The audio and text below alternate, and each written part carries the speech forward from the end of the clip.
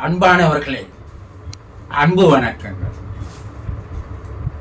நாள்தோறும் தொடர்ந்து இந்த சேனலை பார்த்து வருகின்ற உங்கள் அனைவருக்கும் என்னுடைய மனமார்ந்த நன்றிகள்.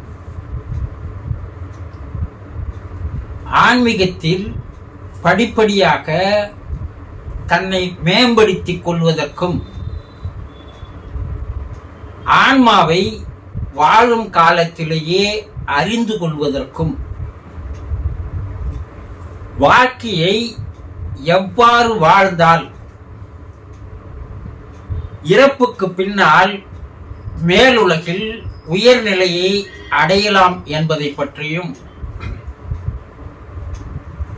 தொடர்ந்து இந்த சேனலை பார்த்து வாருங்கள். அனைத்தையும் அறிந்து கொண்ட ஆன்மீக ஞானியாக, ஆத்ம ஞானியாக உங்களை மாற்றிக்கொள்ள முடியும். ஒரு அன்பர் ஒரு கேள்வி கேட்டிருக்கிறார். குருஜி, என்னுடைய தாயார் இறந்து 100 நாட்கள் ஆகிறது. அவருடைய ஆன்மா சாந்தி அடைந்திருக்குமா?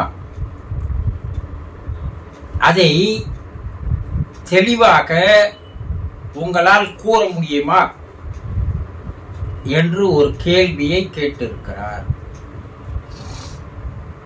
உங்கள் குடும்பத்தில் கூட யாராவது ஒருவர் இறந்திருக்கலாம். அவர்களுடைய ஆன்மா சாந்தி அடைந்திருக்குமா இல்லையா என்று ஒரு சந்தேகம் உங்களுக்கும் இருந்து வரலாம் இல்லையா? ஆன்மா சாந்தி அடைவது என்ன? அதை தெளிவாக நீங்கள் தெரிந்து கொள்ள வேண்டும். ஒருவர் இறந்து போனால் அவருடைய தூள உடலை விட்டு அவருடைய மன உடலும் ஆன்ம உடலும் இரண்டும் தான் வெளியேறுகிறது. மனமும் ஆன்மாவும் ஒரு நாணயத்தினுடைய, ஒரு காயினுடைய 2 பக்கங்கள். இவை இரண்டும் ஒன்றாக தான் இருக்கும். இந்த இரண்டும் வெளியேறிவிட்டால் இந்த தூள உடல் இதற்கு மேல் பயன்படாது. ஆனா இந்த மனம்தான் அடுத்த நிலைக்கு உங்களை அழைத்து செல்கிறது. ஆன்மா சாந்தி அடையுமா? ஆன்மா சாந்தி அடைவதை பற்றி அப்புறம் பார்க்கலாம். மனம் சாந்தி அடைய வேண்டும். சாந்தி என்ன? அமைதி அடைய வேண்டும். ஆன்மா என்பது இறைவனுடைய பிரதிபலிப்பு, இறை ஆற்றலுடைய ஒரு துளி. அதை பரமாத்மா, பேரான்மா என்று சொல்கிறோம். எல்லாம் வல்ல தெய்வீக பேராற்றல் என்று சொல்கிறோம் அல்லவா? அந்த பேரான்மாவிடமிருந்து வந்த ஒரு சிறிய ஒரு துளி ஜீவாத்மாவாக்கிய நாம். ஓரறிவு முதல் கொண்டு 6 அறிவு வரை இருக்கின்ற அனைத்து ஜீவராசிகளிலும் உள்ளே இருக்கின்ற அந்த உயிர் என்பது ஜீவாத்மா, ஜீவன் என்று சொல்கிறோம். இந்த ஆன்மாவுக்கு மாறுதல் கிடையாது, அழிவு கிடையாது, அழிக்க முடியாது. அப்ப ஆன்மா சாந்தி அடையுது என்று சொல்வது ஒரு வார்த்தைக்காக தானே தவிர, ஆன்மா ஏற்கனவே அது புனிதமான நிலையில் இருக்கிறது. தெய்வம் உங்களுக்குள்ள இருந்தது, அதுதான் ஆன்மா. ஆனா அந்த தெய்வத்தை புரிந்து கொள்ளாமலேயே வாழ்ந்து வருகின்ற வாழ்க்கையைத்தான் நாம் வாழ்ந்து வருகிறோம். அப்ப இறந்தவர் ஆன்மா சாந்தி அடையுமா? இறந்தவருடைய மனம் அமைதி அடையுமா? இறந்தவருடைய மனம் அமைதி அடையாத வரை அவருக்கு மறுபிறப்புக்கு போவதற்கு வாய்ப்பு இல்லை. இறைவன் ஒருவரை அழைத்துக் கொள்ள வேண்டும் என்று விரும்பினால் அது 3 மாதமா 6 மாதமா அல்லது 10 வயதா இல்லை 20 வயதா 40 வயதா 80 வயதா என்பதை முடிவு செய்ய வேண்டியவன் இறைவன். 80 வயது வரை வாழ்வது என்பது கர்மாக்களுடைய பலன்தான். கர்மாவை அனுபவிப்பதற்காக தான் வயதை தருகிறார். இது ஒரு தண்டனை தான். நான் 80 வயசு வரைக்கும் வாழ்ந்துட்டேன் 100 வயசு வரைக்கும் வாழ்ந்துட்டேன்னு யாருன்னா சொன்னா 100 வயது இந்த பூமியில் தண்டனையை அனுபவித்துக் கொண்டிருக்கிறாய். ஒரே சீட்ல உட்கார்ந்துங்கன்னு ஒரு அதிகாரி 60 வயது வரைக்கும் வாழ்வதற்கு என்ன பயன்?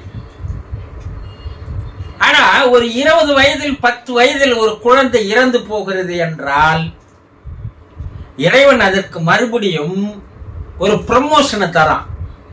போதும் 10 வருடம் 20 வருடம் வாழ்ந்தது போதும், உனக்கு கர்மா கம்மி குறைவு, அதனால் நீ இன்னும் இத்தனை ஆண்டுகள் ஆயுளோடு வாழ்வது என்பது இந்த பூமியில் நீ தண்டனையை அனுபவிப்பதற்கு சமம். ஆகவே உன்னை உடனடியாக நான் மேலே அழைத்துக் கொள்கிறேன். உனக்கு அடுத்த ஒரு பிறப்பு, உன்னுடைய சம்சார பயணத்தில் பிறவி பயணத்தில் அடுத்த ஒரு பிறப்பு நான் உனக்கு தருகிறேன் என்பதுதான் இறைவனுடைய எண்ணம்.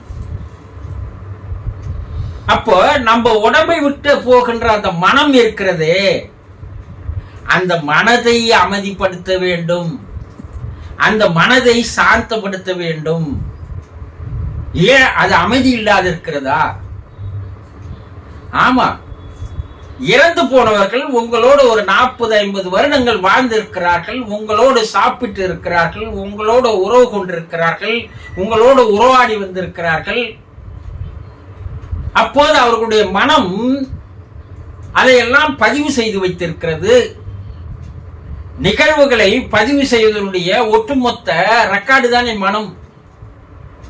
அப்ப 50-60 வருடங்களுடைய மனம் ஒட்டுமொத்தமாக மேலே போகும்போது நடந்த நிகழ்வுகளை எல்லாம் எண்ணி பார்க்கிறது. ஐயோ, இவர்கள் மீது அதிகமான அன்பு வைத்து விட்டோமே, அதிகமாக பாசம் காட்டி விட்டோமே, இவர்களுக்கு அதிகமான ஒரு அரவணைப்பு தந்து விட்டோமே, பாதுகாப்பு தந்து விட்டோமே, நாம் இவர்கள் எல்லாம் விட்டு வந்து விட்டோமே, அவர்கள் எல்லாம் என்ன செய்வார்கள்? அந்த மனம் தவித்துக் கொண்டிருக்கிறது, கலங்கி கொண்டிருக்கிறது, கஷ்டப்பட்டு கொண்டிருக்கிறது, கண்ணீர் விட்டு கொண்டிருக்கிறது. பிரிவு தாங்க முடியாது. நீங்கள் என்ன செய்யறீங்க? ஐயோ, என்னை விட்டு அவர் போயிட்டாரே. நீங்கள் வேதனையில் இருக்கிறீர்கள், கஷ்டத்தில் இருக்கிறீர்கள், துன்பத்தில் இருக்கிறீர்கள், கண்ணீர் விடுகிறீர்கள், கதறி அழுகிறீர்கள். ஏற்கனவே அந்த ஆன்மா மனம் கலங்கி கொண்டிருக்கிறது.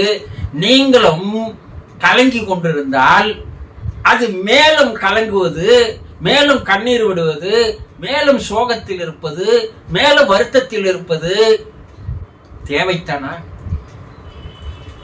நீங்கள் அவருக்கு செய்கிற நன்றி கடன் இதுவா? அவர் மறுபிறப்பு எடுக்க போக வேண்டாமா? உங்கள் துக்கத்திலும் துயரத்திலுமே அவரை இழுத்து வைத்துக் கொண்டிருக்கிறீர்களே, இது எந்த வகையில் நியாயம்? அவர் இறைவன் அவருக்கு மறுபிறப்பு தருவதற்கு வாய்ப்பு சந்தர்ப்பத்தை தந்திருக்கிறான். அதற்கு நீங்கள் வழி தர வேண்டாமா? ஆனா நீங்க என்ன செய்றீங்க?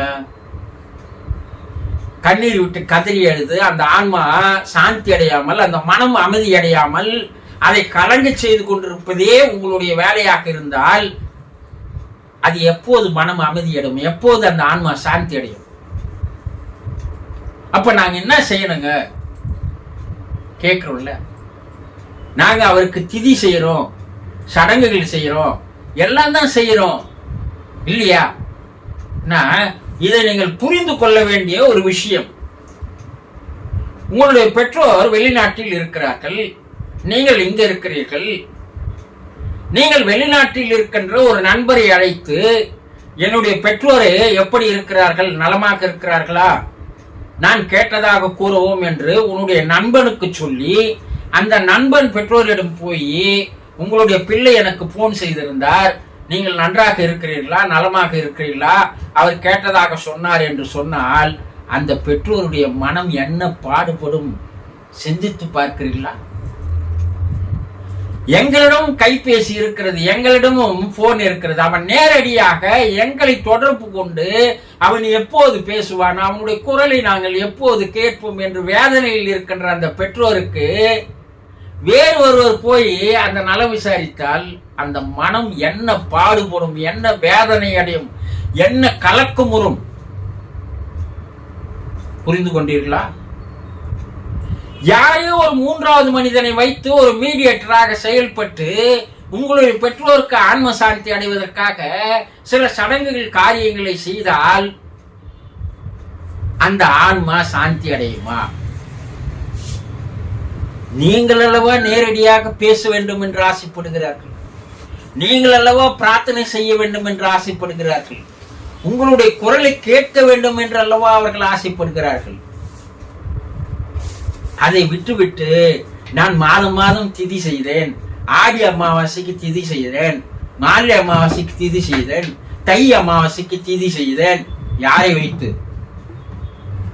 இடையிலே ஒரு புரோக்கரை வைத்து நீங்கள் செய்கின்ற அந்த செயல், அந்த பலன் அந்த ஆன்மாவுக்கு ஒரு அமைதியை தருமா, சாந்தத்தை தருமா, சந்தோஷம் அடையுமா?